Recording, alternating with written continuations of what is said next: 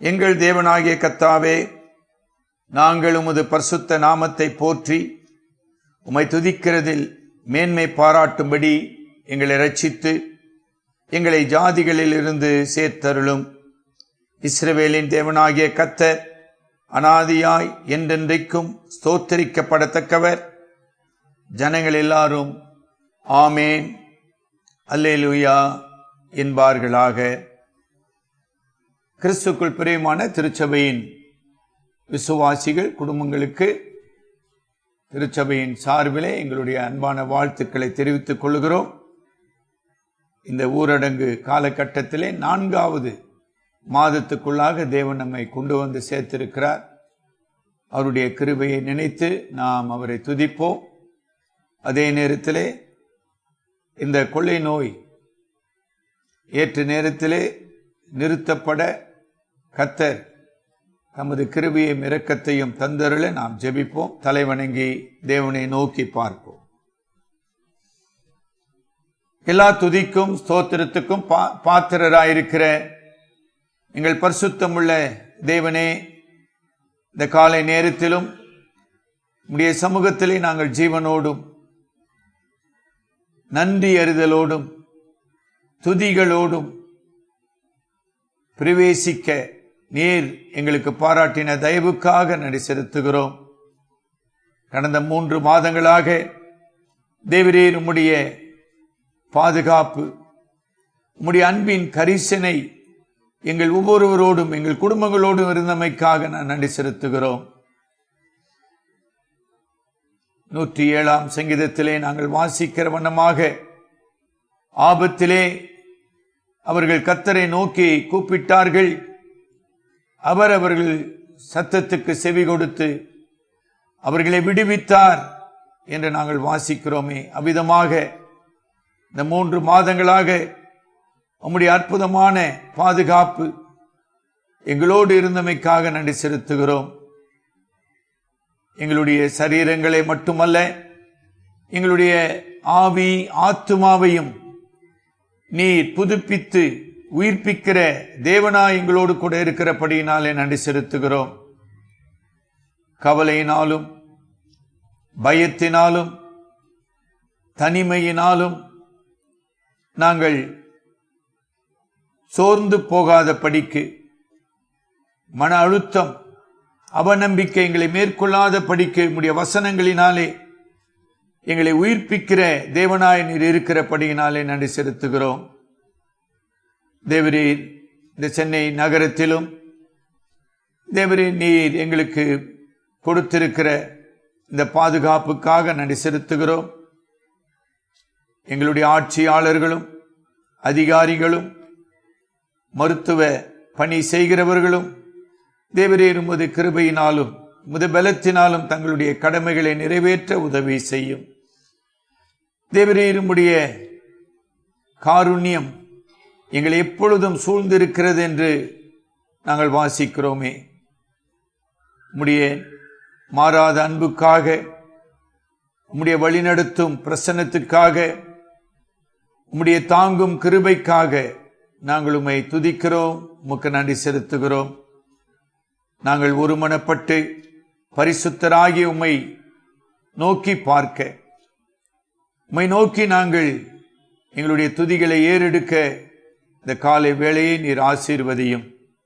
உம்முடைய ஆவியானவர் தாமே எங்களுடைய ஜெபங்களையும் பாடல்களையும் எங்களுடைய தியானத்தையும் ஆசீர்வதித்து அருளும்.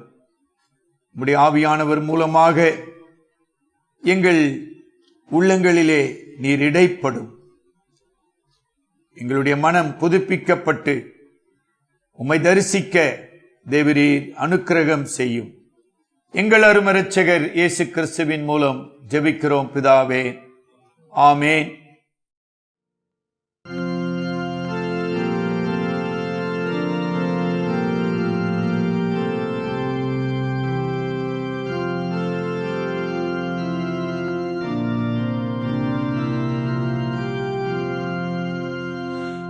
ஈசுராசா என்னை ஆளும் நேசா,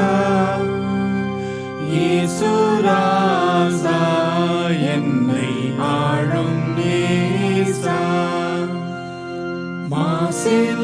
மணியான முச்சுடர் மேசியா அரசே, மாசில்லா மணியான முச்சுடர் மேசியா அரசே, மனுவேலே மாமரை நூலே தேவ செங்கோலே, இங்கே நின் மேலே அன்பு செய்யேசு ராசா, என்னை ஆளும் நேசா. இயேசு ராசா, என்னை ஆளும் நேசா. தாவீதரசன் மைந்தா, நின் சரணம் சரணம் எந்தா. தாவீதரசன் மைந்தா, நின் சரணம் சரணம் எந்தா. சதானந்தா வானந்தா ஊவந்தாள், மிக வந்தனம் வந்தனம் இயேசு ராசா, என்னை ஆளும் நேசா. இயேசு ராசா, என்னை ஆளும் நேசா. ஐயா என் மனமாற்றி, உனதடிமை என்றனை தேற்றி. ஐயா என் மனமாற்றி, உனதடிமை என்றனை தேற்றி. குணமாக்கி வினை நீக்கி, கை தூக்கி மெய்பாக்கியம் கொடு இயேசு ராசா, என்னை ஆளும் நேசா. இயேசு ராசா, என்னை ஆளும் நேசா. சுத்த திருத்துவ வஸ்துவே, சுவிசேட மகத்துவ கிறிஸ்துவே. சுத்த திருத்துவ வஸ்துவே, சுவிசேட மகத்துவ கிறிஸ்துவே. பரிசுத்தனே கரிசித்தனை, ஈரட்சித்தடிமைக்குள் நித்தியம் ஸ்தோத்திரம் இயேசு ராசா, என்னை ஆளும் நேசா. இயேசு ராசா, என்னை ஆளும் நேசா. மங்களம் ஈசாவே, வளமிகு சங்கையின் ராசாவே. மங்களம் ஈசாவே, வளமிகு சங்கையின் ராசாவே. நரர் வாழ்வே, மன்னாவே, மெய் தேவே, உமக்கோசனாவே இயேசு ராசா, என்னை ஆளும் நேசா. இயேசு ராசா, என்னை ஆளும் நேசா. இந்த காலை நேரத்திலும் தெரிந்து கொள்ளப்பட்ட சங்கீத பகுதியை நமது மத்தியில் வந்திருக்கும் திரு ஜேக்கப் கிடியன் அவர்கள் நமக்கு வாசிக்குமாறு கேட்டுக்கொள்கிறேன். இன்றைய நாளின் செய்திக்கென்று வாசிக்கும்படியாய் தெரிந்து கொள்ளப்பட்ட சங்கீதங்களின் பகுதி 107ஆம் சங்கீதம், வசனங்கள் 1 முதல் 16 வரை நாம் வாசிக்க கேட்போம். சங்கீதம் 107 வசனங்கள் 1 முதல் 16 வரை. கர்த்தரை துதியுங்கள், அவர் நல்லவர், அவர் கிருபை என்றும் உள்ளது.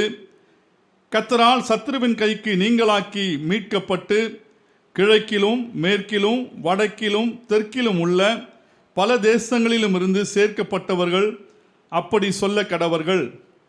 அவர்கள் தாபரிக்கும் ஊரை காணாமல் வனாந்திரத்திலே அவாந்திர வழியாய் பசியாகவும் தாகமாகவும் ஆத்துமா தொய்ந்ததாகவும் அலைந்து திரிந்தார்கள். தங்கள் ஆபத்திலே கர்த்தரை நோக்கி கூப்பிட்டார்கள்.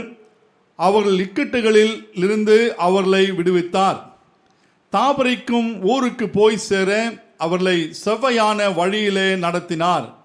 தவனமுள்ள ஆத்துமாவை கர்த்தர் திருப்தியாக்கி, பசியுள்ள ஆத்துமாவை நன்மையினால் நிரப்புகிறார் என்று அவருடைய கிருபையின் நிமித்தமும் மனுபுத்திரருக்கு அவர் செய்கிற அதிசயங்களின் நிமித்தமும் அவரை துதிப்பார்களாக. தேவனுடைய வார்த்தைகளுக்கு விரோதமாய் கலகம் பண்ணி உன்னதமானவருடைய ஆலோசனை அசட்டை பண்ணினவர்கள் அந்தகாரத்திலும் மரண இருளிலும் வைக்கப்பட்டிருந்து ஒடுக்கத்திலும் இரும்பிலும் கட்டுண்டு கிடந்தார்கள். அவர்களுடைய இருதயத்தை அவர் வருத்தத்தால் தாழ்த்தினார். சகாயர் இல்லாமல் விழுந்து போனார்கள். தங்கள் ஆபத்திலே கர்த்தரை நோக்கி கூப்பிட்டார்கள். அவர்கள் இக்கட்டுகளிலிருந்து அவர்களை நீங்களாக்கி ரட்சித்தார். அந்தகாரத்திலும் மரண இருளிலும் இருந்து அவர்களை வெளிப்பட பண்ணி அவர்கள் கட்டுகளை அறுத்தார்.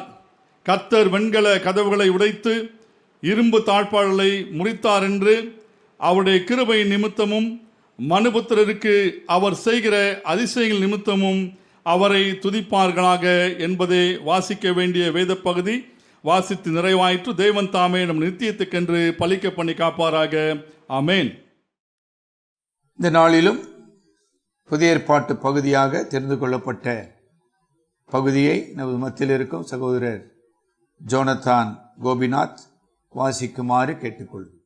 வாசிக்கும்படியாக தெரிந்து கொள்ளப்பட்ட வேத பகுதி 1 பேதுரு 5ஆம் அதிகாரம் வசனங்கள் 7 முதல் 11 முடிய.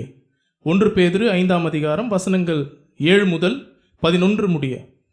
அவர் உங்களை விசாரிக்கிறவரானபடியால் உங்கள் கவலைகள் எல்லாம் அவர் மேல் வைத்து விடுங்கள்.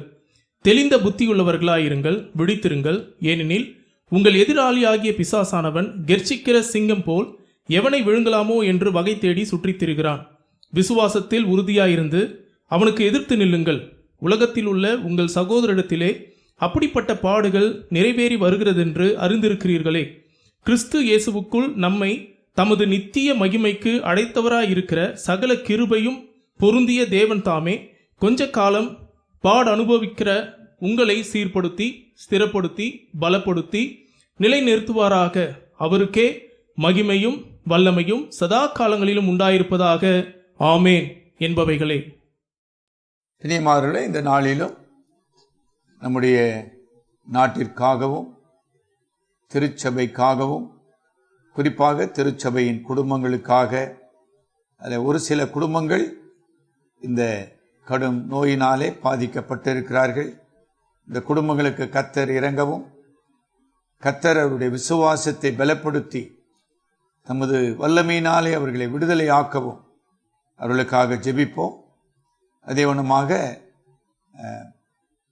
பல குடும்பங்கள் வறுமையினாலும் அவதிப்படுகிறதை நம்ம பார்க்கிறோம். கர்த்தர் அவர்களுக்கு இறங்கி அவர்களுக்கு தேவையை கர்த்தர் நிவர்த்தி செய்ய அவர்களுக்காக நாம் ஜெபிப்போம்.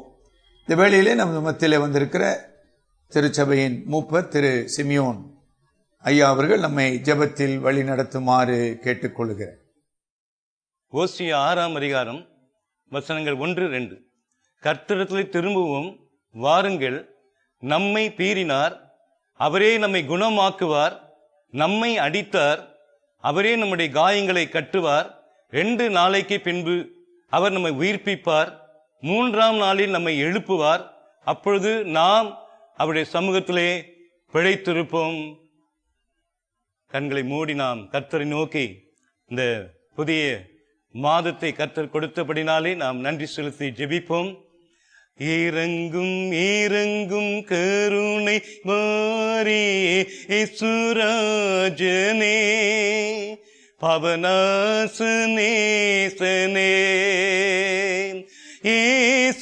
ஏசுராஜனே, பவனாசனேசனே, பாவியேற்றும் கவி மன்றாட்டை பரிந்து கேளையா, தயை புரிந்து மேலையா, பரிந்து கேளையா, தயை புரிந்து மேலையா. இறங்கும் இறங்கும் கருணை மாறி ஏசு ராஜனே, பவன அசனேசனே, ஏசுராஜனே, பவன அசனேசனே. சகல கனத்துக்கும் மகிமைக்கும் பாத்திரமுள்ள பரிசுத்தமுள்ள பரலோக பிதாவே, இந்த அருமையான புதிய மாதத்துக்காக காலை நேரத்துக்காக நாங்கள் நம்முடைய சமூகத்திலே நன்றியோடு துதிக்கிறோம் கர்த்தாவே. தேவரே, நாங்கள் திரும்பி பார்க்கும்போது கடந்த 6 மாதங்களாக எங்களையும் எங்கள் திருச்சபை குடும்பங்களையும் எல்லா தீமைக்கும் விலக்கி கொள்ளை நோய்க்கு தப்புவித்து கண்மணி போல பாதுகாத்து வழிநடத்தி இந்த நாளிலே இந்த புதிய மாதத்திலே உம்மை ஆராதிக்கும்படியாய், உம்மை பணிந்து கொள்ளும்படியாய், உமக்கு நன்றி செலுத்தும்படியாய் இந்த புதிய மாதத்தை தந்தமைக்காக காலங்களின் தேவனாகி உமக்கு நாங்கள் இந்த காலை வேளையிலே ஆண்டு எங்களுடைய ஸ்தோத்திர பலிகளை ஏறெடுக்கிறோம் பிதாவே. நாங்கள் திரும்பி பார்க்கும்போது ஆண்டு ஆபகுக் தீர்க்கதரிசன புத்தகத்திலே கர்த்தாவே, வருஷங்களின் நடுவிலே எங்களை உயிர்ப்பியும் நீர் கோபித்தாலும் இரக்கத்தை சிநேகம் என்று தீர்க்கதரிசி சொன்ன வண்ணமாய் ஆண்டவரே, நீர் எங்களுக்கு இரக்கத்தை கொடுக்கிற ஒரு தேவனாக இருக்க கர்த்தாவே, நாங்கள் உம்மிடத்திலே வந்திருக்கிறோம் கர்த்தாவே. நாங்கள் யாத்திரை போக முடியும், நித்திய ஜீவ வசனங்கள் உம்மிடமன்றும் உள்ளது என்று நாங்கள் வேதத்தில் வாசிக்கிறோம் ஆண்டவரே. ஆக இந்த கடந்து போன இந்த 4வது மாதத்திலே கொள்ளை நோயினாலே, கொரோனா என்ற வைரஸ் கிருமினாலே பாதிக்கப்பட்ட 100க்கும் மேற்பட்ட நாட்களை இந்த பூலோகத்திலே, இந்த பூமியிலே, இந்த உலகத்திலே நாங்கள் கடந்து கொண்டிருக்கிறோம் கர்த்தாவே. எப்படிப்பட்ட ஒரு நிலைமையிலே ஆண்டு எங்களை எல்லாம் ஆண்டு விசுவாச குடும்பங்களை, ஊழியர்களை, போதகர்களை ஆண்டவரே கர்த்தாவே, எங்கள் நாட்டு மக்களை எத்தனை கண்மணி போல காக்கின்றீர் என்று நாங்கள் உணர்கிறோம் கர்த்தாவே. நீர் பாதுகாக்கிற தேவனாக, எங்களை கைவிடாமல் கரம் பிடித்து நடத்துகிற தேவனாக, ஆண்டு ஒவ்வொரு நிமிடமும் எங்களுடைய வாழ்க்கையின் பாதையிலே ஆண்டு நீர் ஆண்டு உறவாடுகிற தேவனாக, உயிர்ப்பிக்கிற தேவனாக, ஆண்டு எங்களை காக்கிற சிருஷ்டிப்பின் இயற்கையின் அதிபதியாக, ஜீவனின் அதிபதியாக இருக்கிறபடினாலே நாங்கள் இந்த நாளிலே, இந்த காலை வேளையிலே, இந்த 7வது ஜூலை மாதத்திலே கர்த்தாவே, முதல் ஞாயிற்றுக்கிழமையிலே நாங்கள் துதிக்கும் கர்த்தாவே என்று நாங்கள் ஆண்டவரே ஒருமனப்பட்டு திருச்சபையின் நடுவிலே ஏகோபித்து நாங்கள் ஆராதிக்கக்கூடிய எங்கள் நேரங்கள் எங்களுக்கு நீர் தரப்போகிறது தெரியாது. ஆனால் அது வரைக்கும் ஆண்டவரே, இந்த காணொளி காட்சியின் மூலமாக வீடுகளிலே ஆண்டவரே அமர்ந்து நாங்கள் அந்த நிகழ்ச்சிகளை பார்த்து ஆண்டு எங்களுடைய வாழ்க்கையிலே நாங்கள் மனம் திரும்பவும் ஆண்டு நாங்கள் கடைபிடிக்க வேண்டிய சத்தியங்களை, நாங்கள் மாற வேண்டிய மகத்தான மீட்பை அறிந்து கொள்ளும்படியாய் ஆண்டவே எங்களுடைய வாழ்க்கை ஆண்டு உம்முடைய கைகளில் சமர்ப்பணம் பண்ணுகின்றோம் தகப்பனே. தேவரே தாமே, நீதாமே எங்களுக்கு பக்கபலமாய் இருந்து ஆண்டு எங்களுக்கு வசனத்தின் மூலமாக நாங்கள் நொறுங்கி போகாமல், நாங்கள் கலங்கி போகாமல், நாங்கள் ஆண்டவரே கீழே மடிந்து போகாமல் ஆண்டவர் கர்த்தாவே எங்களை தூக்கி நிறுத்தினீர் ஆண்டவரே. அதுக்காக நாங்கள் நன்றியோடு துதிக்கிறோம். உம்முடைய காருண்யம் என்னை பெரியவனாக, உம்முடைய வசனம் என்று சங்கீதக்காரன் எத்தனையோ வசனங்களை படிக்கும்போது எவ்வளவு உற்சாகத்தை கொடுக்க கர்த்தாவே, உம்முடைய வலது கரத்தினாலே என்னை தாங்குகிறீர் என்று சங்கீதக்காரன் சொல்கிறார். அவ்விதமாக உம்மை அறிந்து கொண்ட பிள்ளைகள், உம்மை தேடுகிற குடும்பங்களை உம்முடைய சமூகத்திலே அன்றாடும் மகிழ்ச்சியோடு கூட துரிக்கும்படியாய் இந்த காலங்களை நாங்கள் கடந்து செல்லும்படியாய் ஒவ்வொரு நாளும், ஒவ்வொரு பொழுதும், ஒவ்வொரு இரவும், காலையும் மதியமும் மாலையும் இரவிலும் அந்த கர்த்தாவே நன்றி உள்ளவர்களாக எங்களை மாற்றின தயவுக்காய் நன்றியோடு துதிக்கிறோம். இந்த நேரத்திலே கர்த்தாவே, குறிப்பாக அந்த கொரோனாவினாலே எங்கள் விசுவாச குடும்பங்கள் பலர் இந்த லாக்மானங்களில் பாதிக்கப்பட்டிருக்கிறார்கள். அவளுக்காக நாங்கள் செபிக்கிறோம் கர்த்தாவே. நீரே குணமாக்குகிற கர்த்தர் என்று ஓசியாவிலே படிக்கிறோம் கர்த்தாவே. நீரே எங்களை உயிர்ப்பிக்கிற தேவன், நீரே எங்களுக்கு சுகம் தரும் தெய்வம் பா, நானே உடைய பரிகாரிய கர்த்தர் என்று சொல்லி எங்களுக்கு ஆண்டவே யெகோவா ஈராக, ஆண்டவே யெகோவா ராப்பாவாக இருக்கிறீரே, அதற்காக நன்றியோடு துதிக்கிறேன் கர்த்தாவே. எனவே நீர் எங்களை ஒருபோதும் மறக்கிற அநீதி உள்ள தேவன் அல்ல, நீர் மாறாத தேவனாய் இருக்கிறபடினாலே நாங்கள் எந்த நிலைமையிலும் அந்த சகாயம் பெறும்படியாய் உம்முடைய கிருபாசன தண்டையிலே கிட்டி சேரும் ஸ்லாக்கியத்தை அன்றாடம் எங்களுக்கு ஏற்படுத்தி கொடுத்து இந்த ஞாயிற்றுக்கிழமை காலையிலும் கூட இந்த கிருபாசனபதியாகி உம்மை அண்டிக் கொள்ளும்படியாய், தேடும்படியாய், உம்முடைய சமூகத்திலே மகிழ்ச்சியோடு கூட காணப்படும்படியாய் இந்த காலை வேளையிலே எங்களை ஆயத்தப்படுத்தின தயவுக்காக நாங்கள் உள்ளத்தின் ஆழத்திலிருந்து எங்களுடைய ஸ்தோத்திர பலிகளை எடுக்கும் கர்த்தாவே. தேவரே தாமே, எங்கள் சபை குடும்பங்களையும் கிராம சபைகளையும் ஆண்டு கர்த்தாவை பாதுகாத்து வந்தீரே, நன்றியப்பா. யாருக்கு எந்த சேதமும், எந்த கஷ்டமும், நஷ்டங்களும், ஆண்டு மரணங்களும் நிகழாதபடி இந்நாள் வரையும் ஆண்டவர் எங்களுக்கு பக்கபலமாய் இருந்திருக்க கர்த்தாவே. பக்கபலம், பாதுகாப்பு, இக்கட்டில் இயேசுவே அடைக்கலம், செய்திகளின் கர்த்தர் நல்லவரே என்ற எத்தனை பாடல் வரிகளை நாங்கள் அப்படியே நினைத்துக் கொண்டே போகிறோம் கர்த்தாவே. ஆகிய ஒவ்வொரு நிமிஷமும் ஆண்டவே, ஒவ்வொரு நிமிடமும் ஆண்டவே எங்களை கைவிடாது கரம் பிடித்து ஆண்டவை தூக்கி எடுக்கிற எங்கள் கண்மலையும் எங்கள் கருணையின் பிரவாகமாக இருக்கிறபடினாலே உமக்கு நாங்கள் இந்த நேரத்தில் எங்களுடைய நன்றிகளை இரட்சகராக ஆண்டவராகிய இயேசு கிறிஸ்துவின் மூலமாக பிதாவே உமக்கு நாங்கள் தெரியப்படுதும் கர்த்தாவே. எப்பொழுதும் எங்களுடைய கண்கள் பரலோகத்தை நோக்கி பார்க்கிறது கர்த்தாவே. சங்கீதக்காரனுடைய கண்கள் எல்லாம் உம்மை நோக்கி பார்த்தது. அதே போல இந்த பூலோகத்தில் வாழ்கின்ற நாங்களும் கூட இந்த உலகத்தின் பார்வை ஆண்டு உண்மையிலே மட்டுமே இருக்கும்படியாய் எங்கள் கண்களை வானத்தையும் பூமியையும் படைத்து கற்று ஒவ்வொரு நாளும் ஏறெடுக்க கற்றுக் கொடுத்த வேத வசனங்களுக்காய் நன்றியோடு துதிக்கிறோம். நாங்கள் எங்களுடைய வாழ்க்கையிலே வேத வசனங்களுடைய வெளிச்சத்திலே அன்றாடம் நடக்கக்கூடிய பக்குவத்தையும் பலப்படுத்த வேண்டுமா எங்களுக்கு தரும்படி கேட்கிறோம் கர்த்தாவே.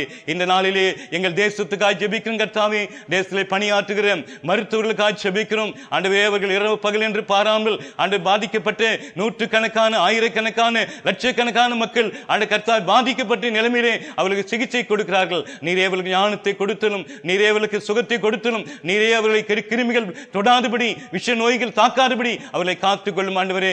ஆண்டவரே மருத்துவமனையிலே அடைபட்டு கிடக்கிற ஒவ்வொரு சீக்கிரமாய் அவர்கள் வீடுகளுக்கு போக நீர்தாமே ஆண்டு கர்த்தாவே. இரவிலே அந்த நோயை அந்த கிருமிகளை நிக்கிரகம் பண்ண வேண்டுமா ஜெபிக்கும் கர்த்தாவே. நீர் சொல்ல ஆகும், நீர் கற்றிட நிற்கும் என்று உம்முடைய வசனம் கூறு கர்த்தாவே. அல்லது அதிகாரம் உள்ள தேவன், சேனைகளின் கர்த்தர் என்பதை நாங்கள் பார்க்கிறபடினாலே நீர் ஒருவர் மட்டும்தான் இந்த கிருமிகளை எங்கள் இந்த தேசத்தை விட்டு இந்த உலகத்தை விட்டு அப்புறப்படுத்த முடியும் என்பதை நாங்கள் எண்ணி பார்த்து உம்மை நாங்கள் துதிக்கிறோம். நீர் ஒருவர் மட்டும்தான் இவைகளுக்கெல்லாம் பரிகாரி என்பதை எங்கள் நாட்டினுடைய பிரதமர் அறிந்து கொள்ள வேண்டும், முதலமைச்சர்கள் அறிந்து கொள்ள வேண்டும், காவல்துறை அதிகாரிகள் அறிந்து கொள்ள வேண்டும். காவல்துறை அதிகாரிகளும் ஆண்டு கர்த்தாவே இந்த பூமியிலே அவர் நல்ல ஒழுக்கம் உள்ளவர்களாய் ஆண்டு தங்களுடைய கடமையை ஆற்ற தேவரே அவர்கள் ஆண்டு பணியிலே எந்த விதமான அசம்பாவிலும் செய்து விடாதபடி, உயிர்கள் பலியாகாதபடி அவர்களுக்கு ஆண்டவரே அறிவை உணர்த்தி அந்த காவல்துறையில் பணியாற்றுகிற மக்களுக்கு ஆண்டு நீதாமி ஞானத்தை கொடுக்க நாங்கள் ஜெபிக்கிறோம் ஆண்டவரே. ஒருவராவது காலம் வரும் முன்னே மரித்து போகாதபடி, கொலைகளும் கொள்ளைகளும் நடக்காதபடி தேவரே தங்களுடைய கடமைகளை அவர்கள் சரியானபடி ஆற்ற ஞானம் உள்ள இதயத்தை ஆண்டவரை, பொறுப்பான இதயத்தை அந்த கடமை உணர்வை நீ தரும்படியாய் இந்த காவல்துறை அதிகாரிகளுக்காக ஜெபிக்கிறோம் கர்த்தாவே. மற்ற எல்லா பணியிலும் ஈடுபட்டிருக்கிற ஆண்டுக்கு ஒவ்வொருவரையும் ஆண்டவரே உங்களுடைய கையில் ஒப்புக்கொடுக்கிறோம் ஆண்டவரே. யாருக்கும் எந்த விதமான இடையூறு இல்லாதபடி தங்களுடைய பணிகளை தொடர்ந்து செய்ய ஆண்டவர் நீரே கிருபையாய் இறங்கி அந்த நன்மை செய்வது சோர்ந்து போகாதபடி செய்ய நீர் கிருபை தர வேண்டுமா ஜெபிக்கிறோம் ஆண்டவரே. இந்த நாளிலும் கர்த்தாவே நாங்கள் கேட்க போகிற உம்முடைய வாசனங்களை எங்கள் போதகர் மூலமாய் அந்த சங்கீத புத்தகத்தில் படிக்கிற செய்தி கேட்க போகிறோம் கர்த்தாவே. ஆண்டவரே எத்தனையோ மக்கள் வறுமையிலே வாடுகிறார்கள், கவலையில் இருக்கிறார்கள். நாளைக்கு என்ன செய்வது, மாத வருமானம் இல்லையே, வேலை பறி போனது, தொழில் இல்லையே, வியாபாரம் இல்லையே என்று ஆண்டவர் வியாதி ஒரு பக்கம், இப்படி பசி தாகம் பட்டினிலே தவிக்கிற மக்களுக்கு ஆண்டவரே எலியாவின் தேவனாக அந்த எலியாவை காகத்தை கொண்டு போஷித்தீர், சாரிபாத் விதவை கொண்டு போஷித்தீர், 5 அப்பம் 2 மீனை கொண்டு வனாந்திர 5000 பேரை போஷித்தீர், 12 கூட நிறைய எடுக்கப்பட்டீர். இவ்வளவு அற்புத மூர்த்தியாக நேர்தாமே ஆண்டு ஒவ்வொரு குடும்பங்களுக்கும் தேவரீர் வறுமையின் மத்தியிலும் ஆண்டு கர்த்தாவே பொருளாதார குறைவில் மத்தியிலும் பண தேவையில் மத்தியிலும் இந்த குடும்பங்களை இந்த சபையாரை நேர்தாமே உடைய வசனத்தின் மூலமாய் ஆதரிக்க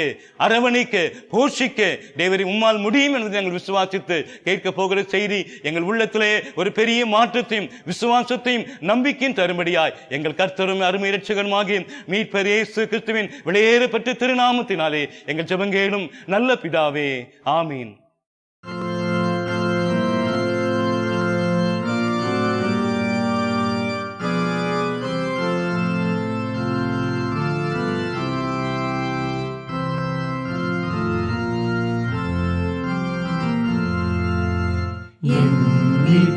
ரத்தம் சிந்தினார், மானிதியும் சம்பாதித்தார். என் சொந்த நீதி வெறுத்தேன், இயேசுவின் நாமம் நம்புவேன். நான் இருக்கும் பாறை கிறிஸ்துதான், வேலஸ்திபாரம் மனதான், வேலஸ்திபாரம் மனதான். கார்மேகமாவர் முகத்தை மறைக்கும் காலம் அவரை, எப்போதும் போல நம்புவேன், மாறாதவர் என்றறிவேன். நான் இருக்கும் பாறை கிறிஸ்துதான், வேலஸ்திபாரம் மனதான், வேலஸ்திபாரம்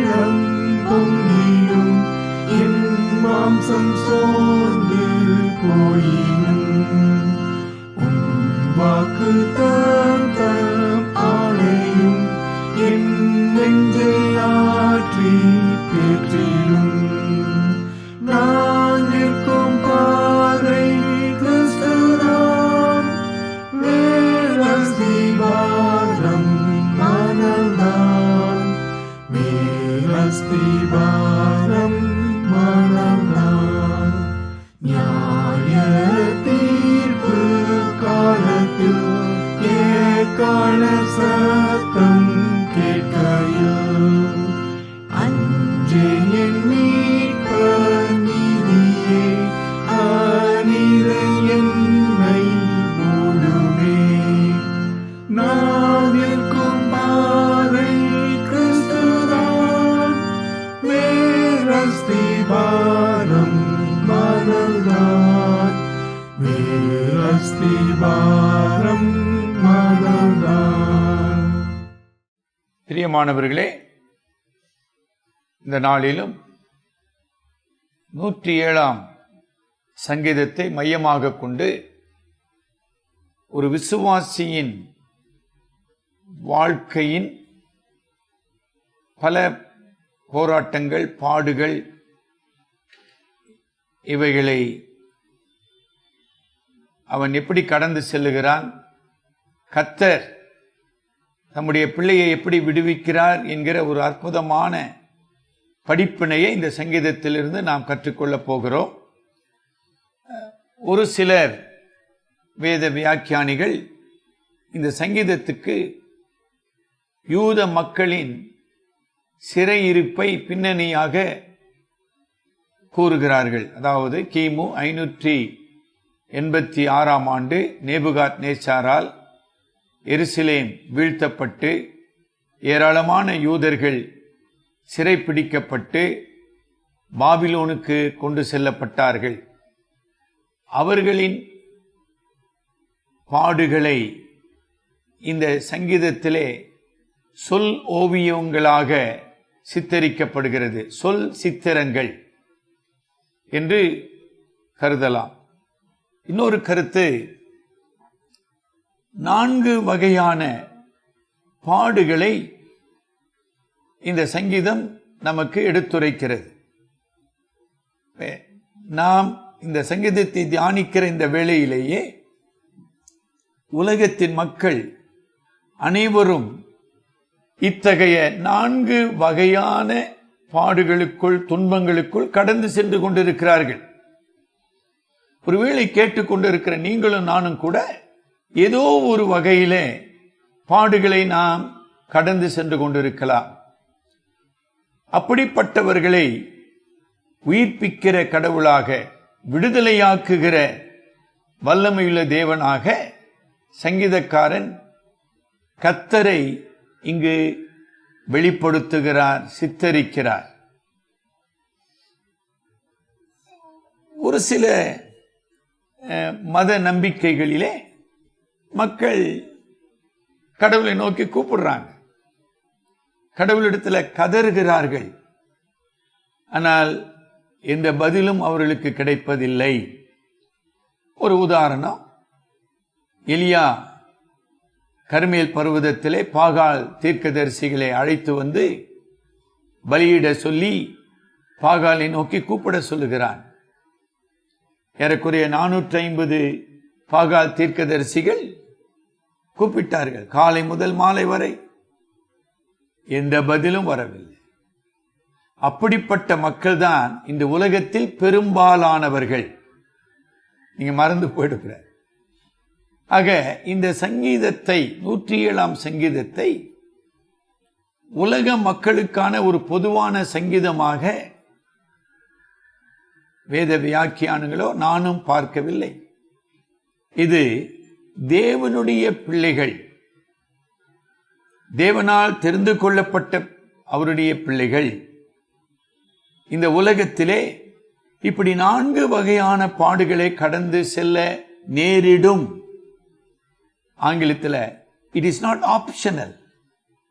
ஐயா திடீர்னு வியாதி வந்தா வரலாங்கயா, விபத்து வந்தா வரலாங்கயா, இல்லாமலே இருக்காங்களே, அப்படி இல்லைங்க. 2 தீமோத்தேயு 3:12 அன்றியும் கிறிஸ்து இயேசுவுக்குள்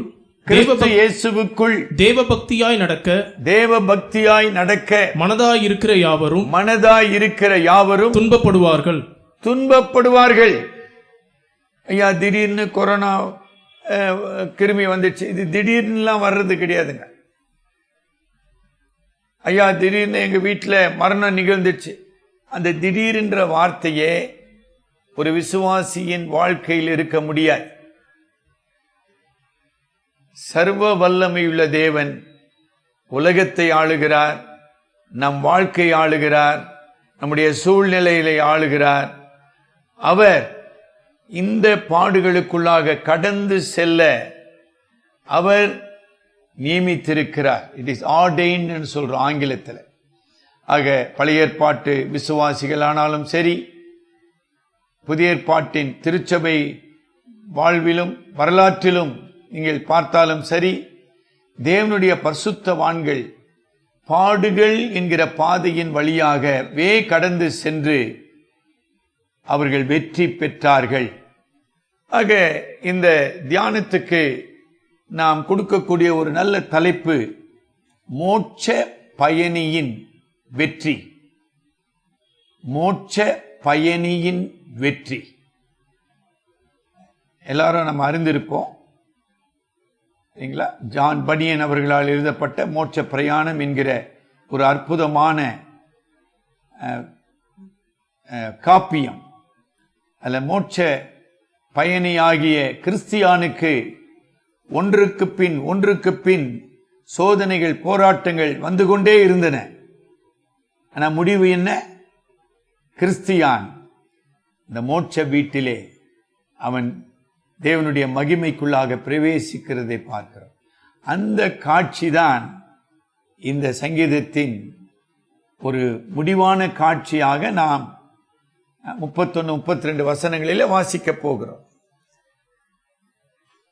இதில் ஒரு 4 சத்தியங்களை நான் உங்கள் நினைவுக்கு கொண்டு வர விரும்புகிறேன். ஆரம்ப கட்டத்திலே இந்த 4 விதமான பாடுகளின் தன்மையை விளக்க விரும்புகிறேன். இந்த பாடுபடும் சூழ்நிலையில் ஒரு விசுவாசியின் செயல் என்னவாக இருக்க வேண்டும் என்று சொல்லி நான் முடிக்க விரும்புகிறேன். 4 முக்கியமான சத்தியங்கள் அந்த நான் ஆரம்பத்திலே சொல்ல விரும்புகிறேன். இந்த 107ஆம் சங்கீதத்தை நீங்கள் பொறுமையாக படிப்பீர்களானால், முதல் சத்தியம், நாம் விசுவாசிக்கிற, நாம் ஆராதிக்கிற கடவுள் சர்வ வல்லமை உள்ளவர். எந்த சூழ்நிலையிலும் அவர் நம்மை விட்டு விலகுவதில்லை, நம்மை கைவிடுவதில்லை. அவருடைய வல்லமையை மட்டுப்படுத்தக்கூடிய எந்த துன்பமோ துயரமோ நமது வாழ்வில் நிகழ்வதில்லை. நான் வேத பாடத்திலையும் நான் சொல்லியிருக்கிறேன், சர்வ வல்லவரின் சர்வ ஏகாதிபத்தியம் என்கிற அற்புதமான ஒரு நூல் வெளியிடப்பட்டிருக்கிறது. அதை நீங்கள் வாங்கி படிக்க வேண்டும். அப்படி நம்முடைய விசுவாசம் பலப்படவில்லை என்றால் நாம் கவலையிலும் பயத்திலும் மன அழுத்தத்திலும் தனிமையிலும் அவதிப்பட்டு கொண்டிருக்கும். இன்னும் அழகா சொல்லப்படுது பாருங்க, 107ஆம் சங்கீதம் இல்லைங்களா, 19-20. தங்கள் ஆபத்திலே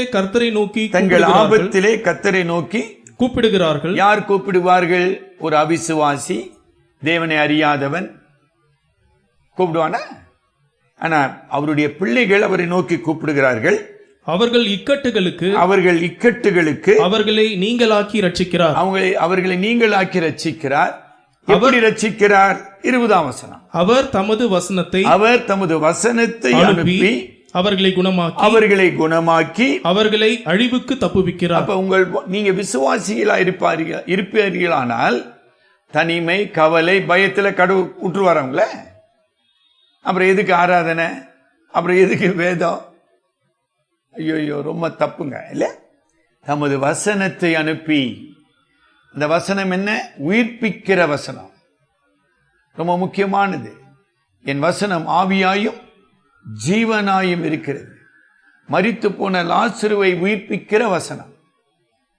பாவத்திலே மரித்து போன சமாரியாவை பெண்ணை உயிர்ப்பிக்கிற வசனம் இல்லைங்களா? சில நிமிடங்களிலே தன் உயிரை இழக்கப் போகிற அந்த கல்வன், சிலுவையிலே கல்வனின் ஜீவனை ரட்சிக்கிற வசனம். உங்கள் வாழ்க்கையில் அந்த வசனம் செயல்பட்டு கொண்டு இருக்குதுங்களா? இந்த காலையிலும் தேவன் தாமே நம்முடைய வசனத்தின் மூலமாக நம்மோடு இடைப்படுவாராக. ஆக 4 சொல் ஓவியங்கள் என்பதை நான் குறிப்பிட்டேன். இப்ப முதல் சொல் ஓவியத்தில் நம்ம என்ன பார்க்கிறோம் இல்லைங்களா? 4-5 வசனங்களிலே 107 4-5 வசனங்கள். அவர்கள் தாபரிக்கும் ஊரை காணாமல் வனாந்தரத்திலே அவாந்தர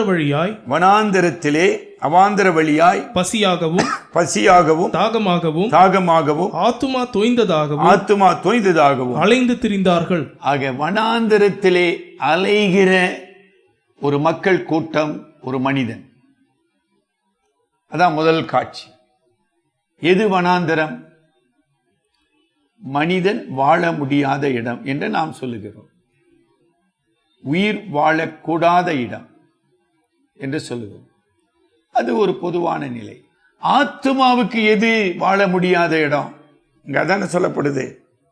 பசியாகவும் தாகமாகவும், சரீரத்தில் மட்டுமல்ல ஆத்துமா தோய்ந்ததாகவும்.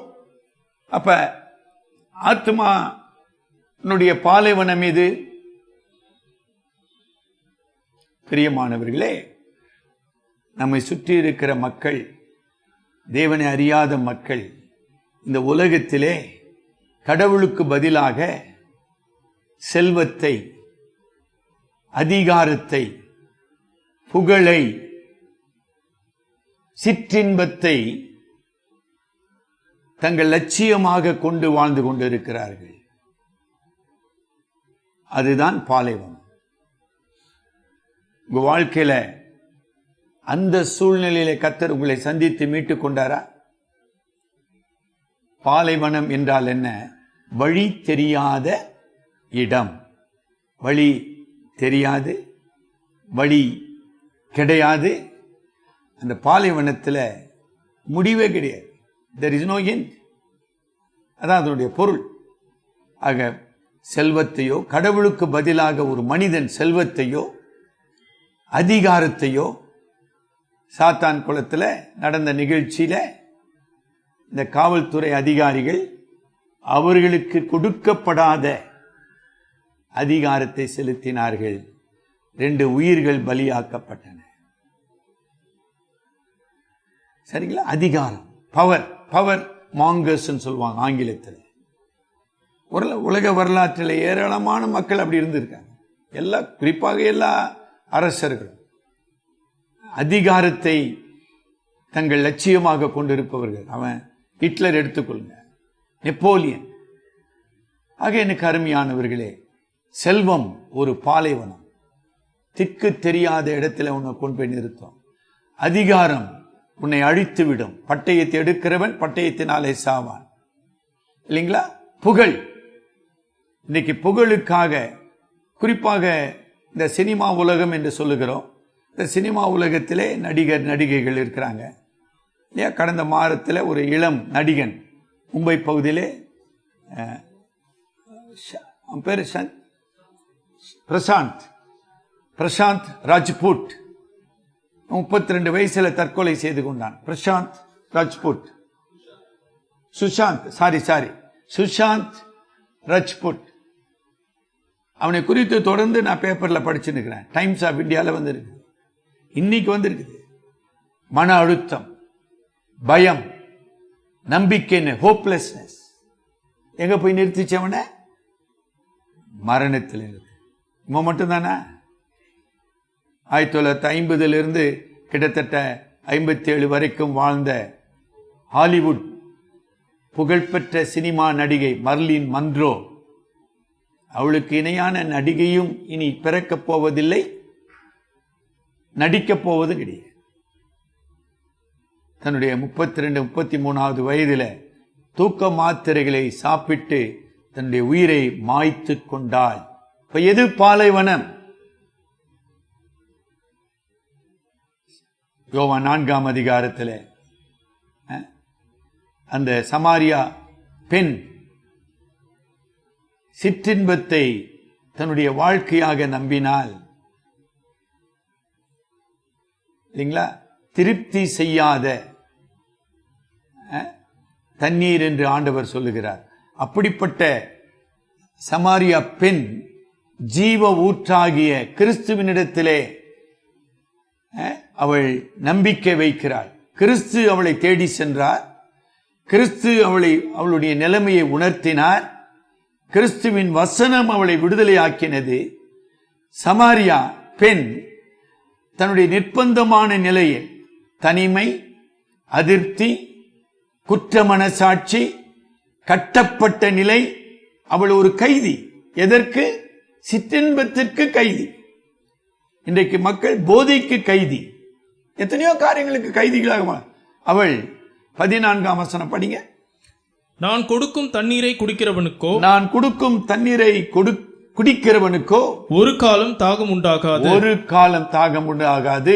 நான் அவனுக்கு கொடுக்கும் தண்ணீர் அவனுக்குள்ளே நித்திய ஜீவ காலமாய் ஊறுகிற நீரூற்றாய் இருக்கும் என்றார். ஜீவ ஊற்றாக இருக்கும் என்றார். பாத்தீங்களா? எது பாலைவனம்? உங்களுடைய ரட்சிப்பின் அனுபவத்தை திரும்பி பாருங்க. எந்த சூழ்நிலையிலே நீங்கள் இருந்து கொண்டிருந்தீர்கள், வாழ்ந்து கொண்டிருந்தீர்கள்? இந்த சமாரியா பெண்ணு அந்த சூழ்நிலையில் இருந்தா. கெட்ட குமார பன்றிகளின் தவிட்டை சாப்பிடுகிற நிலைமையில் இருந்தான். அப்படிப்பட்ட அப்போஸ்தலனாகிய பவுல் ஆண்டவரை அறிவதற்கு முன்னதாக மதம் என்கிற பாலைவனம்.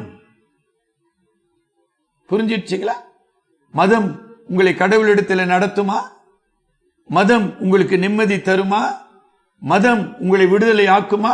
முடியாது. இயேசு கிறிஸ்து மட்டுமே வழியும் சத்தியமும் ஜீவனுமாயிருக்கிறார். ஆக இப்படி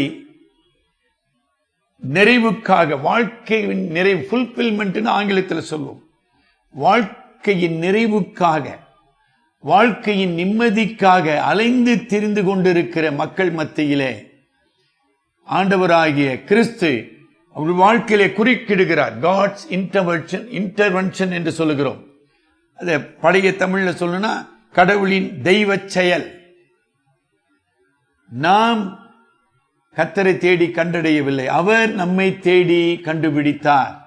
அது யாரா இருக்கட்டும், அதுதான் இங்கு சொல்லப்படுகிறது. சரிங்களா? அது ஒரு சொல்லோவியம். வனாந்தர, நம்பிக்கையற்ற, கைவிடப்பட்ட, லட்சியமற்ற ஒரு காட்சி. இதுல இரண்டாவது காட்சி நம்ம என்ன பார்க்கிறோம்? வசனங்கள் 10, 11 படிங்க.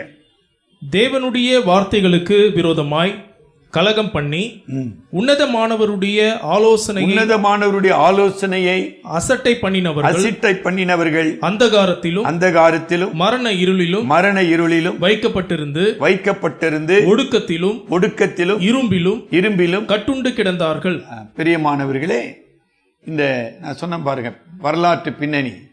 சிறையிருப்பின் போது யூதர்கள் யூதேயாவின் தேசத்திலிருந்து பாபிலோனியா நாட்டிற்கு அடிமைகளாக கடத்தி செல்லப்பட்டார்கள். அவங்க போகிற இடம் அவங்களுக்கு தெரியாது. அங்கு போய் என்னங்க நிம்மதி அடைஞ்சார்களா? இல்ல. கலகம் பண்ணினவர்கள், முரட்டாட்டம் பண்ணினவர்கள் இல்லைங்களா? அதாவது நேபுகாத்நேச்சாரின் கட்டளைக்கு மட்டும் இல்லைங்க. ஓசியாவை பற்றி ஜெபத்தில் நாம கேட்டோம், ஏறக்குறைய நம்ம படிச்சோம் இல்லைங்களா? ஆசாப்பின் சங்கீதம் 50ஆம் சங்கீதம் முதல் இல்லைங்களா எரேமியாவின் காலம் வரைக்கும் ஏறக்குறைய 600 ஆண்டுகள் இஸ்ரவேல் மக்கள் தேவனுடைய வார்த்தைக்கு விரோதமாக கலகம் பண்ணினார்கள். Rebellious people of Israel. அவர்களை தேவன் எதற்கு ஒப்பு கொடுத்தார்? இரும்பிலே அவர்கள் கட்டப்பட்டு கிடைக்கும்படி, கைதிகளாக வாழும்படி அந்தகாரத்திலும் மரண இருளிலும் அவர்கள் வைக்கப்படுகிறார்கள். இப்போ ஒரு சின்ன கருத்தை உங்களோடு சிந்தனைக்கு நான் வைக்கிறேன். சார், நான் ரட்சிக்கப்பட்ட விசுவாசி சார், நான் கடவுளுடைய பிள்ளையா இருக்கிறேன் சார், நான் வழி தவற முடியுமா? நிச்சயமா முடியுங்க. மோட்ச பிரியான புஸ்தகம் இருந்தா வாங்கி படிங்க மறுபடியும். மோட்ச பிரியாணி அவன் திட்டி வாசல்ல ரட்சிக்கப்படுகிறான். அவனுக்கு கையில பத்திரம் கொடுக்கப்படுகிறது. ஆனாலும் அவன் மாயாபுரி சந்தையிலே திசை திருப்பப்படுகிறான். மயக்க பூமியிலே மயங்கி தூங்கி விடுகிறான். உலக ஞானியினாலே தவறாக வழிநடத்தப்படுகிறான். எத்தனை பிரச்சனை! இப்படிப்பட்ட பிரச்சனைகளுக்குள்ளாக நம்மை நடத்தும்படிதான் நம்ம 1 பேதுரு 5ஆம் அதிகாரம் 8ஆம் வசனம் இதுல வருதுங்க. 1 பேதுரு 5ஆம் அதிகாரம் 8ஆம் வசனம்.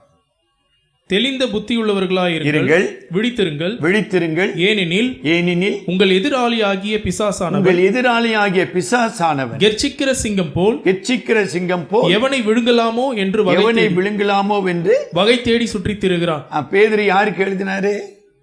அவிசுவாசிகளுக்கா? தேவனுடைய திருச்சபையை சேர்ந்த பரிசுத்தவான்களுக்கு எழுதப்பட்ட நிருபம். விசுவாசத்தை துவக்கிறவரும் முடிக்கிறவரும் ஆகிய இயேசுவின் மீது நம்முடைய கண்களை பதிய வைக்காமல் இந்த உலகத்தின் மீது, பொருள் ஆசை மீது,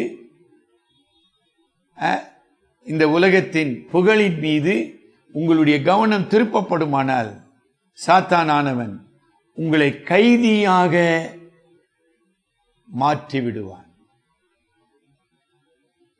அதனால சாத்தானுக்கு வல்லமை அதிகம்னு சொல்ல வரலங்க. நம்முடைய கலக குணம், நம்முடைய குருட்டாட்டம், நம்முடைய சுய இச்சை, நம்முடைய சிற்றின்ப மோகம் சிம்சோனை போல. சிம்சோனே தெலீலால் மடியில படுத்திருக்கவா கடவுள் அவனை அழைத்தாரு, அவனுக்கு வல்லமையை கொடுத்தாரு. சரியா புரிஞ்சிடுச்சிங்களா? நம்முடைய மிக அழகான வார்த்தைகள் நம்ம எங்க பார்த்தா 10ஆம் வசனத்துல கலக குணம் இல்லைங்களா? 12ஆம் வசனத்துல அவருடைய முரண்பட்ட இருதயம். 17ஆம் வசனம் படிங்க. 17. நிர்மூடர் தங்கள் பாதக மார்க்கத்தாலும் தங்கள் அக்கிரமங்களாலும் நோய் கொண்டு ஒடுங்கி போகிறார்கள். அங்க 3 பதம் சொல்லப்படுதுங்க. மூடர் என்பவர்கள் வேதபூர்வமான விளக்கத்துல இம்மாரல் பீப்புள். நல்லா ஞாபகம் வச்சுங்க. ஒழுக்க நெறி தவறினவர்கள். ஒழுக்கம் தெரியாத காரணத்தினால் அல்ல, ஒழுக்கத்தை விட்டு சுய இன்பத்துக்காக, சிற்றின்பத்துக்காக சிம்சோனை போல ஒழுக்க நெறியை விட்டு. இங்க நல்லா கவனிக்கணும். பக்தி நெறின்ற வார்த்தையை நான் சொல்லல. பக்தின்றது வேற நிலைங்க. இங்க ஒழுக்க நெறி, தேவனுக்கு பயந்து பரிசுத்த பாதையிலே செல்ல வேண்டிய ஒரு நபர் தன்னுடைய சிற்றின்ப மோகத்தினாலே நிர்மூடர் என்பது ஒரு நல்ல எச்சரிப்பான வார்த்தை. சரிங்களா? ஆக பரிசுத்த ஆவியினால் வழி நடத்தப்படுகிற ஒரு விசுவாசி ஒரு பெரும் பாதகத்திலும் பாவத்திலும் விழுகிறான் என்றால் அது ஒரு நாள் நிகழ்ச்சி அல்ல. ஒரு நாள் நிகழ்ச்சி அல்ல. அது சாலமோன் ராஜாவா இருக்கலாம், சவுல் ராஜாவா இருக்கலாம். ஒரு நாள் நிகழ்ச்சி அல்ல. சரிங்களா? ஆக நிர்மூடர் என்பவர்கள் ஒழுக்கத்தை, பரிசுத்தத்தை அசட்டை செய்து சிற்றின்பத்தை நாடி. இதற்கு சாலமோனை விட ஒரு சிறப்பான ஒரு மனிதனை உலக வரலாற்றில் நீங்க பார்க்க முடியாது. சரிங்களா? அப்புறம் அங்க அக்கிரமங்களினாலும் நோய் கொண்டுன்னு வாசிக்கிறோம். அங்க அக்கிரமங்கள் தமிழ்ல மொழிபெயர்க்கப்பட்டு இருக்கிறது இல்லைங்களா? ஆங்கிலத்தில் they are wicked. துணிகரமாக பாவத்தை செய்ய தங்களை ஒப்பு கொடுத்தவர்கள், நோய் கொண்டவர்கள். அது ஒரு நோய். மனநோயின்னு சொல்றோம். அந்த மாதிரி பாவம் செய்வதற்கான நோய் கொண்டவர்களாக அவர்கள் செல்ல முடியும். ஆக பாலைவனத்தில் அலைந்து திரிகிற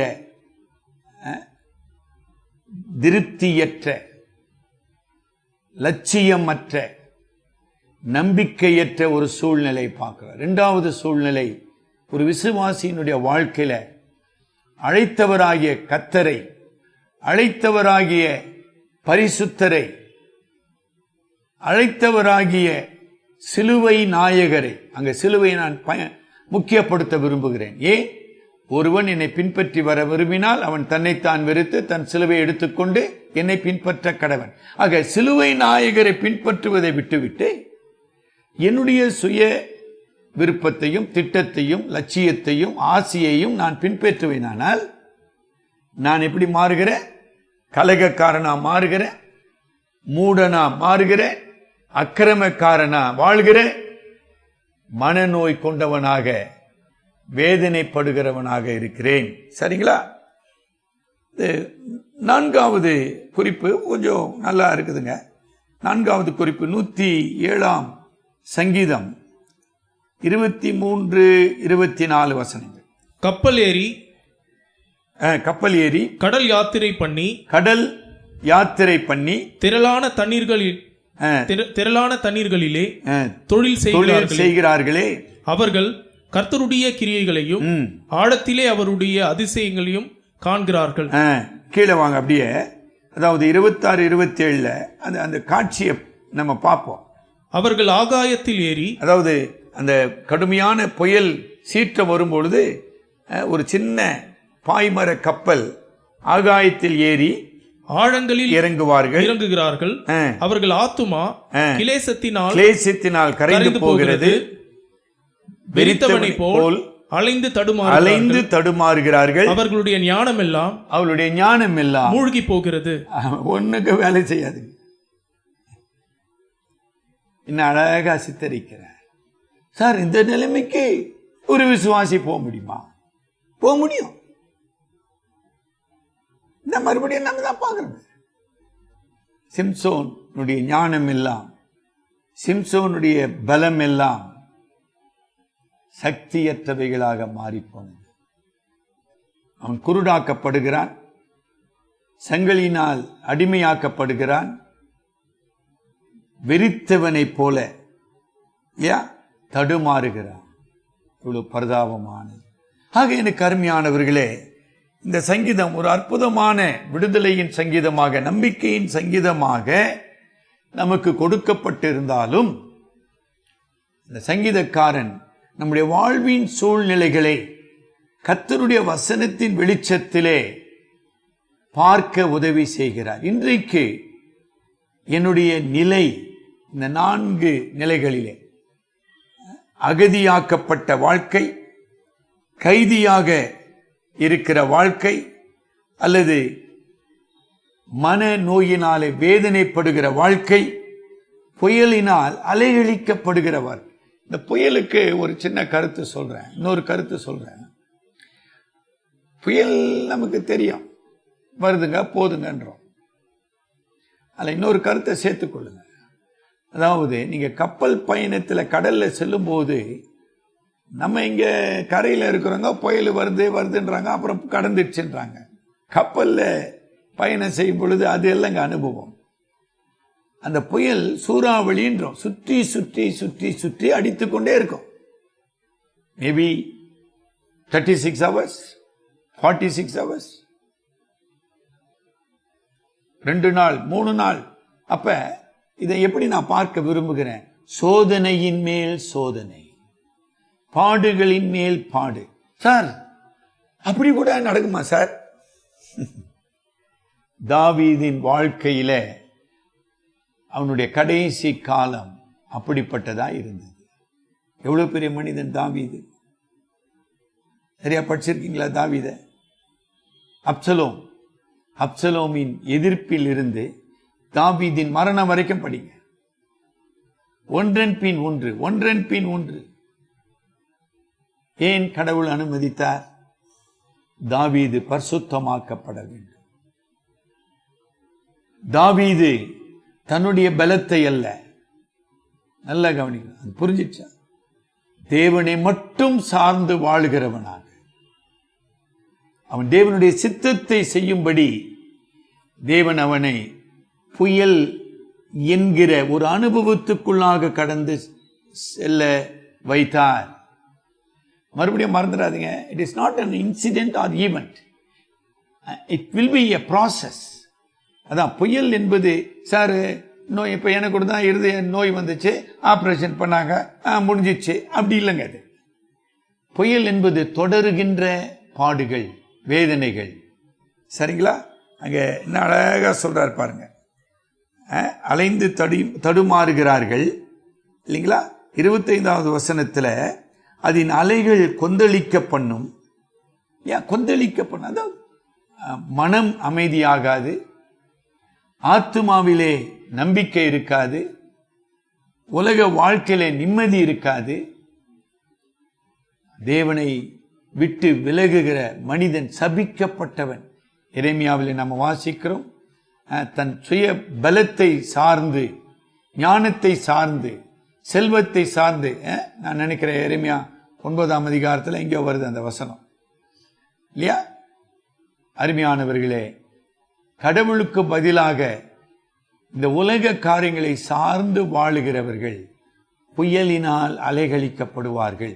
ஆனால் இங்கு நான் சங்கீதக்காரன் நமக்கு கற்றுத்தருகிற படிப்பினை அப்படிப்பட்ட சூழ்நிலையிலும் 28ஆம் வசனம், அப்பொழுது தங்கள் ஆபத்திலே அவர்கள் கர்த்தரை நோக்கி கூப்பிடுகிறார்கள், அவர்கள் இக்கட்டுகளுக்கு அவர்களை நீங்களாக்கி விடுகிறார், கொந்தளிப்பை அமர்த்துகிறார், அதன் அலைகள் அடங்குகின்றது. 4 சூழ்நிலைகளிலும் நான் ஒரு விசுவாசி கடந்து செல்லலாம். ஆனா தேவன் அவர்களுக்கு விடுதலையை, அவர்களுக்கு ரட்சிப்பை, இங்க ரட்சிப்புன்ற பதம் சரீர பிரகாரமான ரட்சிப்பை குறித்தாலும் நம்ம ஏற்கனவே பார்த்த வண்ணமாக ஆத்துமா என்பதை இந்த சங்கீதக்காரன் பலமுறை வலியுறுத்துகிறார். 8ஆம் வசனத்துல கவனமுள்ள ஆத்துமா. சரிங்களா? ஆக ஆத்துமா என்றால் எது? என்னுடைய உள்ளான மனிதன். ஆத்துமா சாவற்றது, இம்மார்டாலிட்டி ஆஃப் சோல். இந்த சாவற்ற ஆத்துமாவை மீட்டுக்கொள்ளு தேவனுடைய மகிமையிலே வாழும்படிதான் ஆண்டவராகிய இயேசு கிறிஸ்து இந்த உலகத்துக்கு வந்தார். என் சரீரம் மட்டுமல்ல, என் ஆத்துமா. ஆக இந்த வசனங்களின் தொகுப்பான சத்தியங்களை நாம் பார்த்து முடிக்கப் போகிறோம். நான் ஏற்கனவே சொன்ன எல்லா சூழ்நிலைகளையும், மனித வாழ்வின் அல்லது பருவங்கள் சொல்றோம், எல்லா சூழ்நிலைகளையும் சர்வ வல்லமையுள்ள தேவனாகிய கர்த்தர் ஆளுகிறார் என்கிற ஒரு நிச்சயம் எனக்கு பயத்திலிருந்து விடுதலை கொடுக்குது இல்லையா? பயத்திலிருந்து, அழிவின் பயத்திலிருந்து, மரண பயத்திலிருந்து எனக்கு விடுதலை கொடுக்கிறது. சரிங்களா? அது எவ்வளோ பெரிய உலக அழிவா இருந்தாலும் சரி, அந்த அழிவு வெற்றியாக மாற்றப்படும். அதுதான் அவர் செய்கிற அதிசயங்கள் நிமித்தம், அற்புதங்கள் நிமித்தம் அவரை துதிப்பார்களாக. சரிங்களா? சரிங்க. அடுத்தது நம்ம என்ன வாசிக்கிறோம்? இந்த முழு சங்கீதத்தின் தொகுப்பு மனித தோல்வி. நான் அதையும் எவ்விதமாக கடவுளின் சர்வ வல்லமையை நாம் வலியுறுத்த வேண்டுமோ அதே வண்ணமாக மனித தோல்வியை நாம் வலியுறுத்த வேண்டும். நாம் நிற்பதும் நிர்மூலமாகாதிருப்பதும் சுத்த கிருபையினால் மட்டும்தான் ஒரு மனிதன் நிற்க முடியும். சுய ஞானத்தினால் அல்ல, பலத்தினால் அல்ல, திறமையினால் அல்ல. ஆக மனித தோல்வியை இந்த 4 காட்சிகள் நமக்கு உணர்த்துகின்றன. ஆக எனக்கு பிரியமானவர்களே, இந்த ஒரு இக்கட்டான காலகட்டத்திலே கடந்து செல்கிற நாம் நம்முடைய மனித ஆற்றலையோ திறமையோ நம்ம ஏற்கனவே பார்த்தோம்னா இது வரைக்கும் மருத்துவமோ அறிவியலோ இந்த நோய்க்கு இன்னும் பரிகாரத்தை உருவாக்க முடியவில்லை. இது போதுமே. ஆக மனிதன் தன்னுடைய சுய பலத்தினால் தன்னைத்தான் காத்துக்கொள்ளவும் முடியாது, ரட்சிக்கவும் முடியாது. ஆக அதை நாம் பார்க்கிறோம். அந்த நிர்பந்தமான நிலையிலே தேவனுடைய கிருபை நம்மை தேடி வருகிறது. தேவனுடைய வல்லமை நம்முடைய வாழ்க்கையிலே குறுக்கிடுகிறது. தேவனுடைய அற்புதம் என்னை விடுதலை ஆக்குகிறது. சரிங்களா? அது மட்டுமல்ல, இந்த சூழ்நிலையில் நான் கடந்து சென்றாலும் தேவனுடைய அன்பு, அவருடைய பிள்ளைகளாகிய நம்மீது அவர் வைத்திருக்கிற அன்பு நிலை மாறாததாக. இதைதான் முழு சங்கீதங்களிலே நாம் வாசிக்கிற ஒரு அற்புதமான சத்தியம். கிருபைன்னு தமிழ்ல மொழிபெயர்த்துட்டாங்க. ஆனா நான் 136ஆம் சங்கீதம் தியானத்துல சொன்னேன், கிருபை என்பது லவ்விங் கைண்ட்னஸ். இல்லையா? புதிய ஏற்பாட்டின் கிருபை அங்கு சொல்லப்படவில்லை. கர்த்தராகிய யெகோவாவின், உடன்படிக்கையின் தேவனாகிய யெகோவாவின் அநாதி சிநேகம், நிலைமாறாத அன்பு என்னை காக்கிறது. அதை பத்தி அதிகமா சிந்தனை பண்ணுங்க. இப்போ இந்த சங்கீதக்காரன் சொல்றாரு, 4 முறை சொல்றாரு. 6ஆம் வசனத்துல சொல்றாரு, அவர்கள் தங்கள் ஆபத்திலே கர்த்தரை நோக்கி கூப்பிட்டார்கள். 13ஆம் வசனத்திலே ஆபத்திலே கர்த்தரை நோக்கி கூப்பிட்டார்கள். 19ஆம் வசனத்திலே கூப்பிட்டார்கள். இல்லைங்களா? இங்கு 28ஆம் வசனம். நான் கேட்கிறேன், நீங்க அப்படி உங்களுடைய அனுபவத்தை திரும்பி பார்க்க முடியுமா? எத்தனையோ ஆபத்துகள், எத்தனையோ போராட்டங்களை கடவுள் உங்கள் வாழ்க்கையில் அனுமதித்திருக்கலாம். அவரை கூப்பிடுகிற இருதயம், நிலைமாறாத தேவனுடைய அன்பை சார்ந்து கொள்ளுகிற விசுவாசம், காண முடியாத அவருடைய வல்லமையை உறுதியாய் நம்புகிற இருதயம் நமக்குள்ள காணப்பட்டதா? அந்த அடிப்படையில தேவனே என்னை ரட்சியும், தேவனே என் மீது கிருபையாயிரும் என்று கதறினோமா? கூப்பிட்டார்கள். ஆங்கிலத்தில் they cried unto their Lord. cried, கதறினார்கள். என்னை கேட்டுக்கொண்டு இருக்கிற விசுவாச சகோதரனே, சகோதரியே, உன் வாழ்க்கையில கைவிடப்பட்ட ஒரு சூழ்நிலை, அந்த சூழ்நிலை ஏன் கடவுள் அனுமதிக்கிறார்? நிலைமாறாத தேவனுடைய அன்பு, சிலுவையின் அன்பு, பரலோகத்திலே பரிந்து பேசுகிற ஆண்டவராகிய கிறிஸ்துவின் அன்பு உன்னை ரட்சிக்க வல்லமையுடையது என்பதை விசுவாசிக்கிற இதயங்கள் தாங்க அவரை நோக்கி கூப்பிடா. எல்லாரும் கூப்பிட மாட்டாங்க. எதுக்கு கூப்பிடணும்? அவங்களுக்கு கடவுளே தெரியாது. ஆக பாடுகள் என்னை பரிசுத்தப்படுத்துகின்றன. பாடுகள் விசுவாசத்தினாலே அதை வெற்றி கொள்ள எனக்கு தேவ கிருபையை பெற்றுத் தருகிறது. அந்த பாடுகள் தேவனிடத்திலே நெருங்கி வரும்படி என் இதயத்தினாலும், என் ஆவியினாலும், என் அன்பினாலும் அவரிடத்திலே நெருங்கி வர எனக்கு தெய்வீக அனுக்கிரகமாக இருக்கிறது.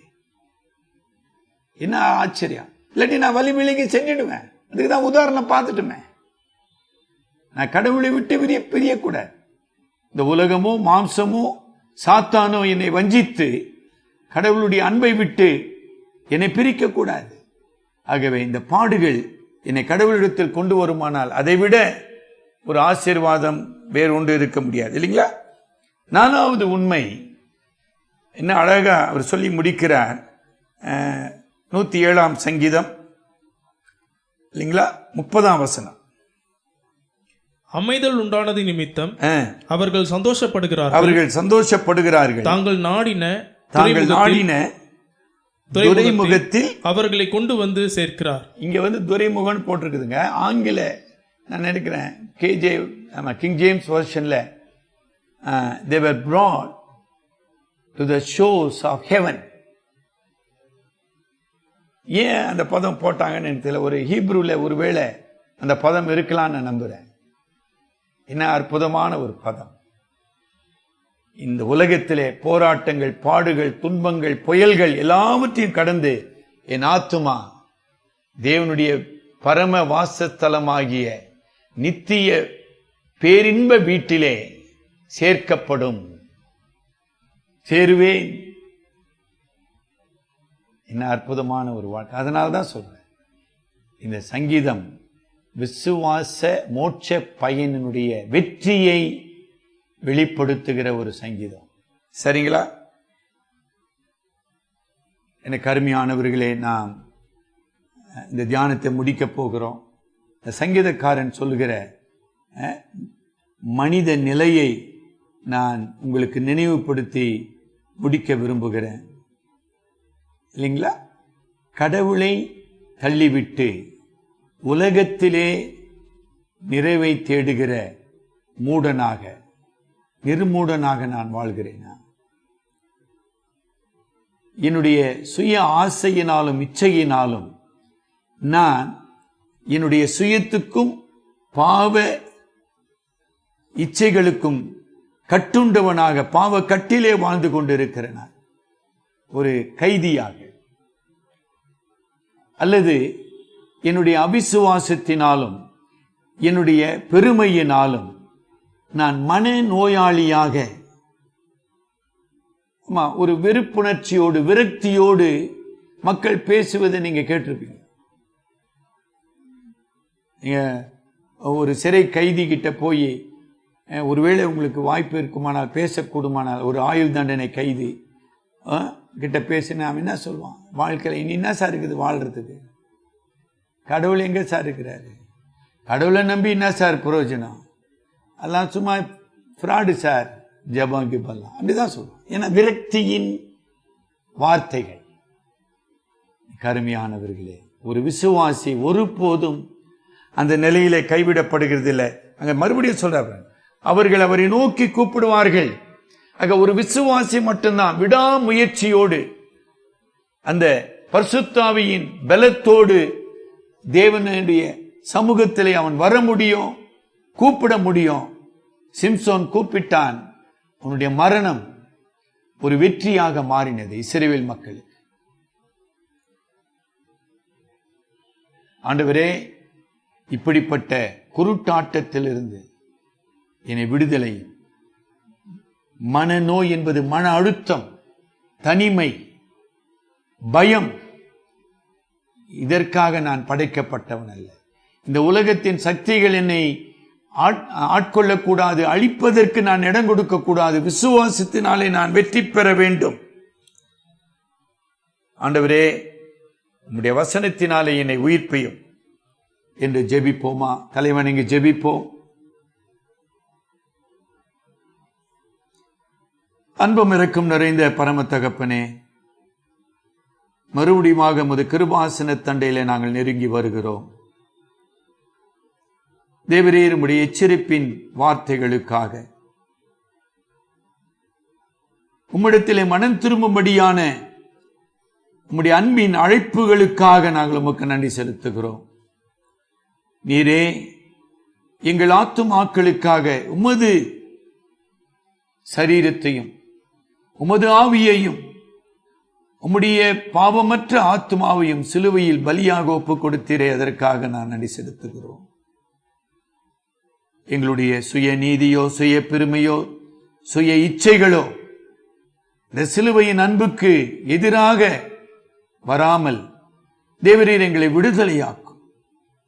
நாங்கள் கடந்து செல்லக்கூடிய எப்படிப்பட்ட சூழ்நிலைகளாயிருந்தாலும், போராட்டங்களாயிருந்தாலும் தேவரீர் நீர் எங்களோடு கூட இருக்கிறீர். மரண இருளின் பள்ளத்தாக்கிலே தேவரீர் உமது கோலும் உமது தடியும் என்னை தேற்றும் என்று தாவீது பாடினது போல நாங்கள் நம்பிக்கை உள்ளவர்களாக, விசுவாசத்தினாலே பலப்படுத்தப்பட்டவர்களாக,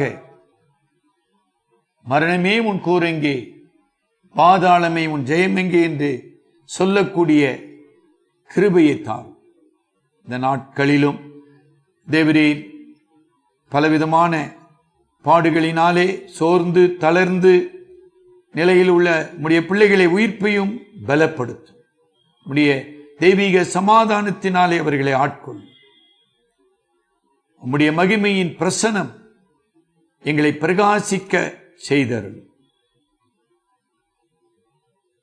பவுலை போல நல்ல போராட்டத்தை போராடினேன், விசுவாசத்தை காத்துக்கொண்டேன், நீதியின் கிரீடம் எனக்காக வைக்கப்பட்டு இருக்கிறது என்ற நிச்சயத்தோடு நாங்கள் தொடர்ந்து உம்மை பின் செல்ல எங்களை பலப்படுத்தும், வழி நடத்தும். எங்கள் அருமை இரட்சகர் மூலம் ஜெபிக்கிறோம் பிதாவே, ஆமேன்.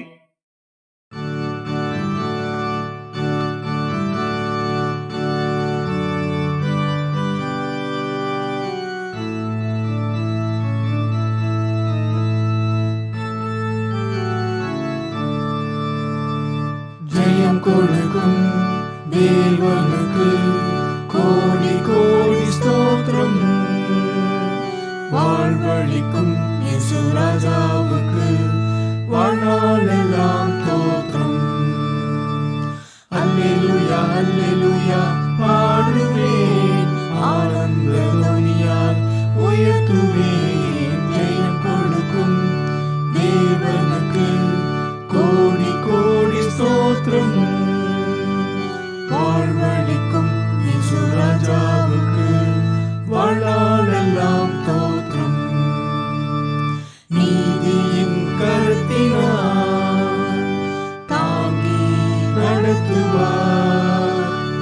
நீதியின் கருத்தினால் தாங்கி நடத்துவார். கர்த்தரே என் பலம், எதற்குமே அஞ்சிடேன். கர்த்தரே என் பலன், எதற்குமே அஞ்சிடேன். ஜெயம் கொடுக்கும் தேவனுக்கு கோடி கோடி ஸ்தோத்திரம். வாழ்வழிக்கும் இயேசு ராஜாவுக்கு வாழ்நாளெல்லாம் தோத்திரம். அற்புதம் செய்பவர், அகிலம் படைத்தவர். அற்புதம் செய்பவர், அகிலம் படைத்தவர். யுத்தத்தில் வல்லவர், மீட்பர் ஜெயிக்கிறார். யுத்தத்தில் வல்லவர், மீட்பர் ஜெயிக்கிறார். ஜெயம் கொடுக்கும் தேவனுக்கு கோடி கோடி ஸ்தோத்திரம். வாழ்வழிக்கும் இயேசு ராஜாவுக்கு வாழ்நாளெல்லாம் தோத்திரம். நம்பிக்கை தேவனே, நன்மைகள் அளிப்பவர். நம்பிக்கை தேவனே, நன்மைகள் அளிப்பவர். வார்த்தையை அனுப்பியே மகிமைப்படுத்துவார். வார்த்தையை அனுப்பியே மகிமைப்படுத்துவார். ஜெயம் கொடுக்கும் தேவனுக்கு கோடி கோடி ஸ்தோத்திரம். வாழ்வழிக்கும் இயேசு ராஜாவுக்கு வாழ்நாளெல்லாம் தோத்திரம். உண்மை தேவனே, உருக்கம் நிறைந்தவர். உண்மை தேவனே, உருக்கம் நிறைந்தவர். என்னை காப்பவர், உறங்குவதில்லையே. என்னை காப்பவர், உறங்குவதில்லையே. ஜெயம் கொடுக்கும் தேவனுக்கு கோடி கோடி ஸ்தோத்திரம். வாழ்வழிக்கும் இயேசு ராஜாவுக்கு வாழ்நாளெல்லாம் தோத்திரம். நம்முடைய கர்த்தராகிய இயேசு கிறிஸ்துவின் கிருபையும் பிதாவாகிய தேவனுடைய அன்பும் பரிசுத்த ஆவியானவரின் திவ்ய பிரசன்னமும் சமாதானமும் விடுதலையும் நம்மோடு எப்பொழுது நிலைத்திருப்பதாக. ஆமேன். தேவ ஆசீர்வாத